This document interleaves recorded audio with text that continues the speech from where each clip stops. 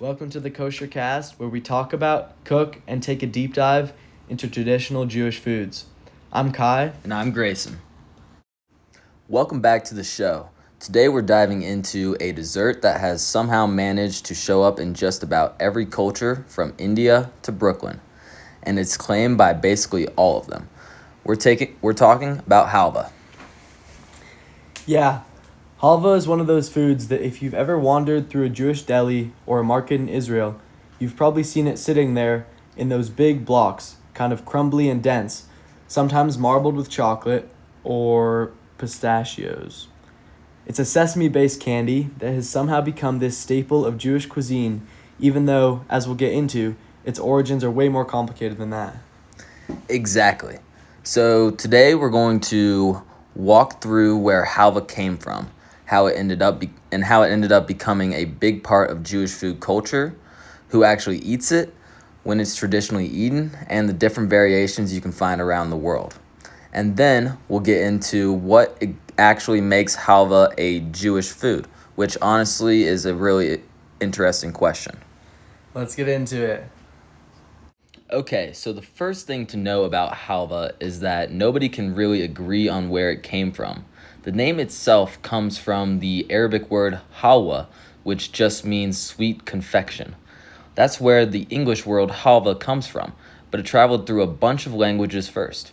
It was helva in Ottoman Turkey, halwa in Egypt, halvas in Greece, halva in Sanskrit, and halva with a H at the end in Hebrew. And the actual origin of the food is debated pretty heavily. Some scholars think it originated near Byzantium, which is modern-day Istanbul, sometime before the 12th century. Other historians think it goes all the way back to 3000 BCE, which would make it one of the oldest desserts in human history.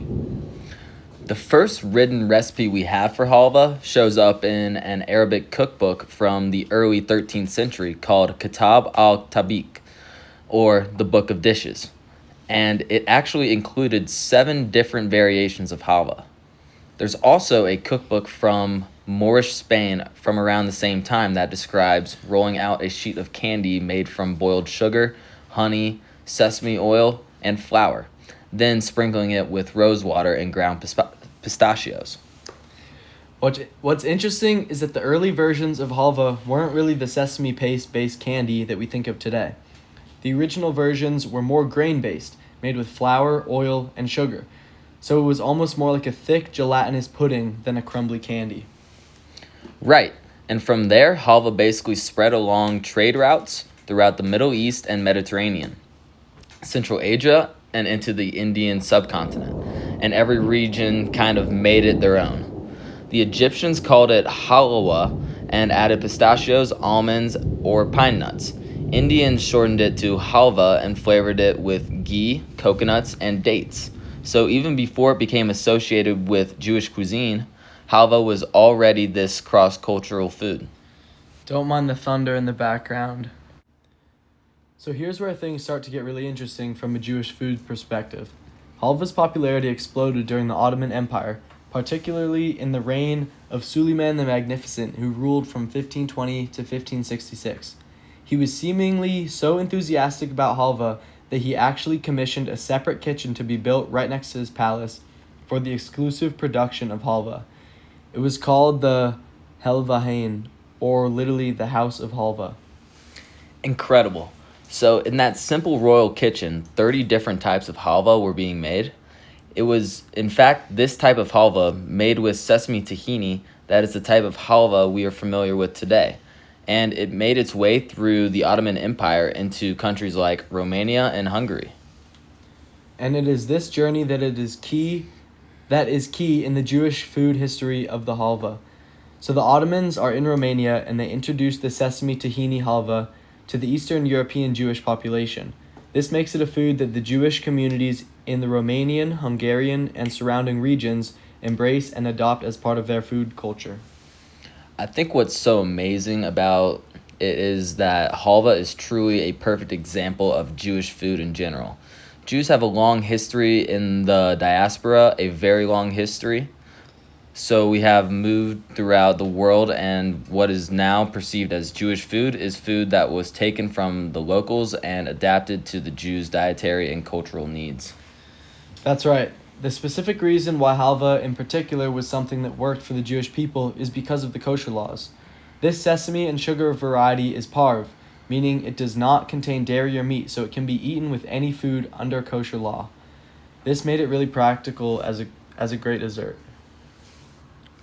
So the whole story of why halva became such an American phenomenon kicks off in 1907 with a guy called Nathan Rudutsky, a young Jewish immigrant to New York from Kiev, Ukraine. He first started making halva out of his garage in the Lower East Side. From his garage, he'd sell it out the back door or off the sides of pushcarts throughout the city, and seemingly sales were good enough that he soon opened a small factory up in Brooklyn. By 1940, the business, which by this point was called Independent Halva and Candies, moved to a much bigger factory building in Brooklyn, where it's still located today. In the 1950s, he then changed the company name to Joyva, a combination of the name Joy, his granddaughter, and halva, which created the grinning Sultan character we see today. This was to add to the exotic Middle Eastern flavor of candy. Joyva are the leading halva producers in the U.S. today. And here's where the whole story gets linked to American Jewish identity in particular. Halva has become an iconic treat sold in Jewish delis across the United States. You could get a huge piece of halva out of the candy display or have it served with coffee at grandma's house. Apparently in the 50s and 60s, there was a running joke that bar mitzvah boys were commissioned to have their profile carved out of a big block of halva for their banquets. That must have been something. But it's ironic in that, as John Mariani of the Encyclopedia of American Food and Drink wrote in his book of the same name, that halva became much more successful in America than in any European country. To top it off, Joyva actually started coating their halva in chocolate, which is a twist you just don't find in the original Middle Eastern style of halva. So I know we sort of touched on this already, but halva is incredibly diverse depending on what part of the world you're referring to. There are two large categories: flour-based halva that's most typical in Iran and parts of South Asia, and sesame-based halva, which is what's most typical in Jewish and Israeli cooking. Iranian halva is usually flour-based, and Israeli is almost always based on tahini. It's often served as a central item in festivals or religious ceremonies. In Greece and Turkey, it is often associated with religious fasting. Greek halva is made with tahini or semolina and is served during Lent. In Turkey, halva is something that's associated with both happy and sad times. It is made during births, funerals, or when someone leaves on a journey.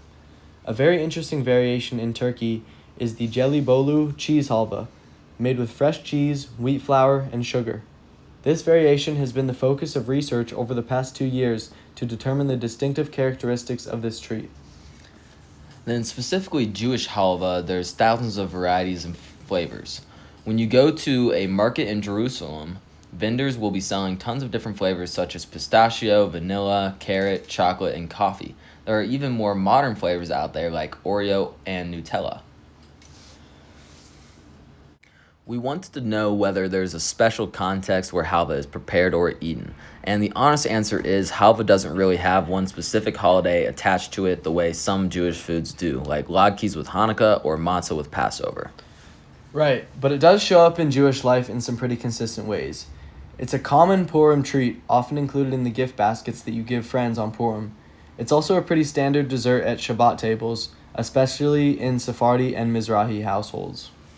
And in Israel, halva is just kind of an everyday food. People eat it as a dessert, but also as a quick breakfast or mid-afternoon snack. It's really integrated into daily life in a way that's different from how Americans think about candy. The other thing is because halva has such a long shelf life, it was historically a really practical food for Jewish communities. It could last for months without refrigeration, which made it perfect for travelers, soldiers, and people who didn't have a lot of resources.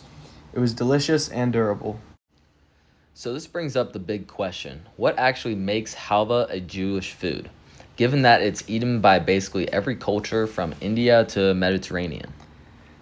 I think this is where halva gets really interesting because it kind of forces you to think about what Jewish food even means. Halva isn't a food that Jews invented, it's a food that Jewish communities adopted, adapted, and incorporated into their religious and cultural life over hundreds of years. And I think that's actually a pretty good definition of what Jewish food is in general. So much of what we call Jewish food, whether it's gefilte fish, bagels, hummus, or halva, is the result of Jewish communities living in different places, picking up local foods, and adapting them to fit kosher laws and Jewish traditions. Halva specifically fits Jewish food because it's parev, which means it works for any meal under kosher rules. You can eat it with meat or dairy. It has a long shelf life, which makes it portable across centuries of Jewish migration, and it became deeply embedded in Jewish American identity through people like Nathan Radutsky and Joiva, who essentially created an American Jewish version of the candy that exists now alongside of the traditional Middle Eastern versions. I also think halva is a really good example of how Jewish food carries history with it. When you eat a bar of halva, you're kind of eating the story of the Ottoman Empire or Jewish migration through Eastern Europe. Of the Jewish immigrant experience in America, it's all in there. It's a sweet that traveled, and I think it's a pretty cool thing to think about while you're eating a dessert. So that's halva, a confection with debated origins, a name that's traveled through at least 10 languages, and a place in Jewish food culture that says a lot about how Jewish identity itself has been shaped by migration and adaptation. If you've never tried it, we definitely recommend picking some up, or you can come over to my house because we just made it. Try a few different varieties, the traditional tahini-based version, maybe one with pistachios, chocolate chips. And if you want the full American Jewish experience, grab a chocolate-covered Joiva bar from your local deli. Thank you for listening, and we'll catch you next time on the Kosher Cast.